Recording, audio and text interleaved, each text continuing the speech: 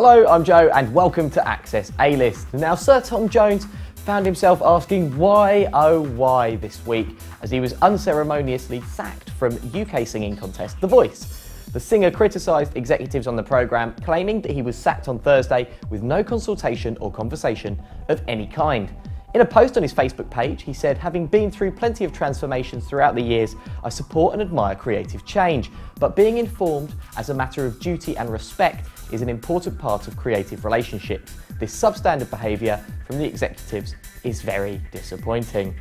Oh dear. In another surprise move, the Welsh crooner will be replaced by Culture Club singer Boy George, and with a revamped X Factor on rival channel ITV, having poached Rita Ora from the programme, BBC bosses are hoping to freshen up The Voice UK and appeal to a slightly older demographic that the X Factor may miss out on. But we want to know what you think. Is Boy George the right choice, or should they have kept Sir Tom? Please leave a comment below or tweet us at AccessAlist. Now, one thing Twitter can always be relied upon for is a good old-fashioned celebrity row, and this week was no exception, as former One Direction star Zayn Malik and superstar DJ Calvin Harris went at it on social media. The spat started after Zayn, perhaps spurred on by Taylor Swift's performance with ex-fiancée Perry Edwards and Little Mix at the Teen Choice Awards, retweeted and commented on a post seemingly criticising Swift's removal of her music from streaming platforms, implying that she was only motivated by money. Her boyfriend Calvin Harris was quick to jump to his woman's defence, tweeting, "You don't get what it means when a successful artist uses their celebrity to benefit every other musician and songwriter in the industry." Now, this prompted an angry rebuttal from Zayn, who wrote, "Calm your knickers before them dentures fall out." However, Calvin chose to be the bigger man and smoothed things over with a conciliatory tweet posting, "Best of luck, genuinely, you've got a great voice." Whew! We did not need another Biggie and Tupac. Now, as we mentioned, last week saw the much anticipated Teen Choice Awards take place in the US, and One Direction swept all opposition before them, collecting a whopping 8 prizes, including Best Group and Best Song. However, the story of the night was Brit girl group Little Mix, who won the Breakout Artist Award and performed with superstar Taylor Swift. Many were worried about Little Mix band member Perry Edwards running into her ex Zayn Malik, but an awkward encounter between the former lovebirds was avoided, as Zayn could not attend the ceremony due to other commitments.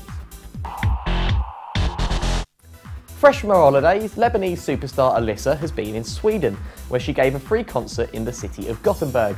The singer shared pictures of the event online, but the crowds at the concert were so large that some fans questioned whether it was her show at all, with some actually suggesting it might be David Guetta's.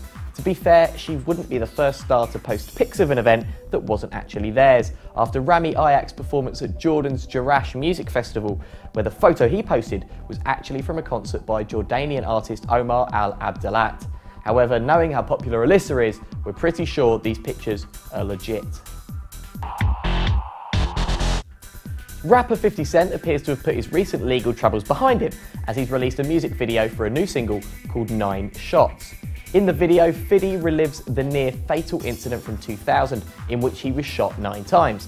The incident was a life-threatening experience, but has gone down in hip-hop folklore and contributed to the mystique around 50 Cent that catapulted him to fame.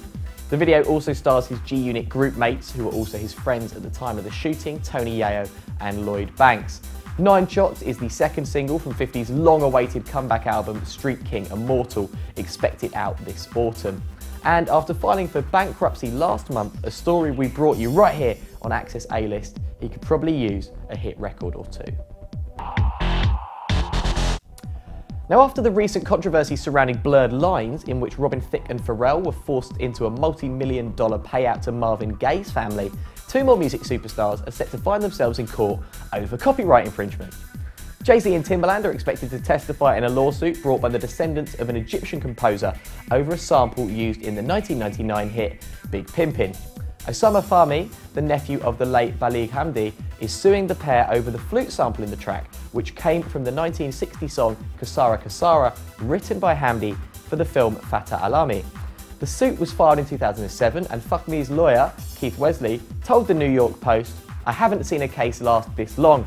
I don't think there's a single answer. Complex litigation can last for years, but this has been unusual. Timbaland, who produced Big Pimpin', had initially believed the sample was in the public domain. He then paid $100,000 to EMI Music Arabia, which claimed to have the rights to the sample for its usage. Fuck Me, however, says EMI did not have the right to license the sample. Fuck Me also argues that using it in a song of Big Pimpin's nature was a violation of Hamdi's moral rights under Egyptian law. He said they use it with a song that, even by Jay-Z's own admission, is very vulgar and base. Wesley told The Guardian earlier this year, "That's really why this is so significant to my client. They not only took music without paying, they're using it in a song that is frankly disgusting."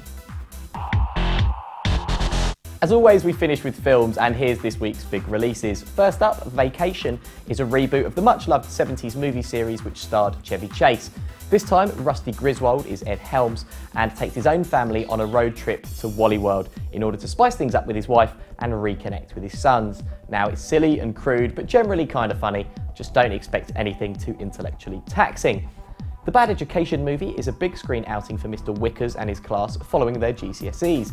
Jack Whitehall leads the cast in this movie adaptation of his much-loved BBC Three sitcom and seems to manage the very difficult task so many TV comedies fail in, as he creates a genuinely funny big screen version. Highlights include an excruciating scene with a very, very bad Cornish accent. It's our pick of the week. And finally, Escobar Paradise Lost is the story of a young surfer who meets the girl of his dreams and then her uncle, drug lord Pablo Escobar. Annoyingly, the film doesn't spend enough time focusing on Escobar himself, which seems a mistake, as that is so much more interesting than a culture clash love story. However, it's worth a watch just for Benicio del Toro's brooding and malevolent performance as one of history's most iconic criminals. That's it from this week's Access A-List, and as always, for all the latest showbiz news from all over the globe, check out Levant.tv and follow us on Twitter at Access A-List. Now, this week we thought we'd play you out with the trailer for Straight Outta Compton, the brand new movie about seminal hip-hop group NWA and how they changed music and the world forever. It's in UK cinemas next week. I'm Joe. See you next time. Yo, Trey. What up? I got something to say.